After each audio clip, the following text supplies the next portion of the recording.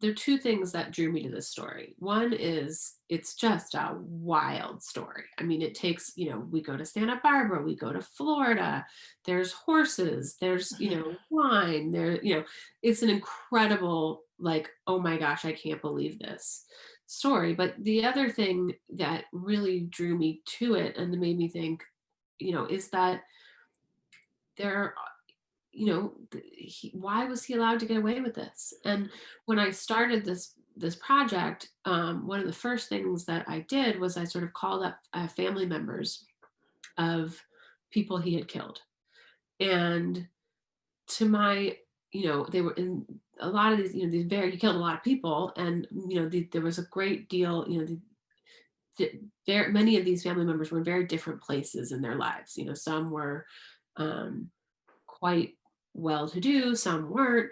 But they all had sort of the same thing to say, which is it really felt like no one cared that my father or my brother or my cousin was murdered. And that they just, this death just sort of slipped away. And, yes, in some cases, the family member said like the police really did work these cases hard. In other cases, they didn't feel like the police cared at all, but they just didn't feel like anybody cared. And that's what really drew me to this. Like, how can you get away with not one, not two, not three, not four, but murder after murder after murder after murder?